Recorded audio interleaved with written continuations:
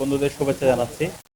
আমি প্রথমেই শ্রদ্ধার সাথে স্মরণ করছি বাংলাদেশের আজাদী আন্দোলনের সকল শহীদদের, 47 থেকে শুরু করে মহান মুক্তিযুদ্ধের সকল শহীদ এবং 90-এর গণ অভ্যুত্থানের সকল শহীদ, দীর্ঘ ফেসিবাদ বিরোধী আন্দোলনের সকল শহীদ এবং সর্বশেষ জুলাই বিপ্লবের শহীদ আবু সাইদ থেকে শুরু করে শহীদ আনাস পর্যন্ত বিপ্লবের সকল শহীদদের, যাদের আত্মত্যাগের মাধ্যমে আজকে আমরা ফেসিবাদ মুক্ত বাংলাদেশ পেয়েছি, যাদের রক্তের উপর দাঁড়িয়ে আজকে আমরা একটা নিরাপদ ক্যাম্পাস পেয়েছি, যাদের মাধ্যমে আজকে আমাদের ক্যাম্পাস গণরম গ্যাস মুক্ত হয়েছে এবং যাদের আত্মত্যাগের মাধ্যমে ডাকসু নির্বাচন হয়েছে এবং নির্বাচন পরবর্তী আমরা 11 মাস সফলতার সাথে কাজ করার জন্য আপ্রাণ চেষ্টা করে যাচ্ছি।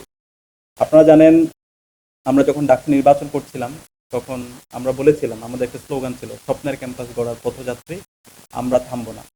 একজন শিক্ষার্থী যে স্বপ্ন নিয়ে ঢাকা বিশ্ববিদ্যালয়ে ভর্তি হয়, সেই স্বপ্নের একটা নিরাপদ ক্যাম্পাস গড়ার জন্য আমরা জুলাই বিপ্লব পরবর্তী রাত দিন এক করে কাজ করে যাচ্ছি এবং শিক্ষার্থীরা আমাদের উপর আস্থা রেখেছে।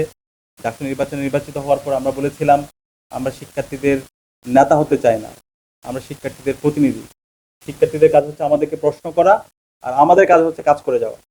তো আলহামদুলিল্লাহ, গত 11 মাস জুড়ে আমরা প্রমাণ করেছি এবং শিক্ষার্থীদের এই মতামত, আমরা যে কাজ করেছি বিশ্ববিদ্যালয় 105 বছর ইতিহাসে এই কাজকে করতে পারে না। একই সাথে বিশ্ববিদ্যালয়ের শিক্ষার্থীদের থেকে 3-4টা সার্ভে হয়েছে, শিক্ষার্থীদের থেকে মতামত নেওয়া হয়েছে।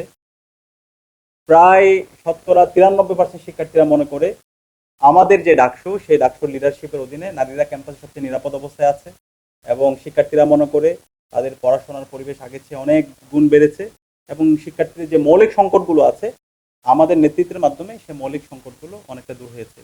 তো আমরা চেয়েছিলাম, আমরা শুরু থেকেই রাত দিন এক করে চেষ্টা করছিলাম বিশ্ববিদ্যালয়ের প্রশাসন এবং এখানে যত স্টেক হোল্ডার আছে সবাইকে সাথে নিয়ে কাজ করার জন্য।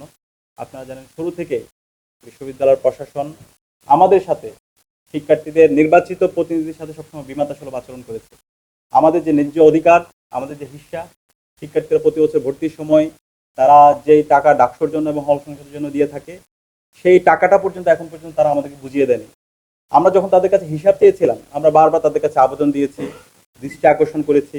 আমাদের কার্যনির্বাহী মিটিংয়ে ডাকসুর সভাপতি হচ্ছে বিশ্ববিদ্যালয়ের ভিসি, ওনার মাধ্যমে আমরা ট্রেজারার বরাবর জানিয়েছি, কিন্তু বিশ্ববিদ্যালয়ে যিনি ট্রেজারার, তিনি এখন পর্যন্ত ডাকসুর পুরো হিসাব আমাদেরকে দিতে পারেননি।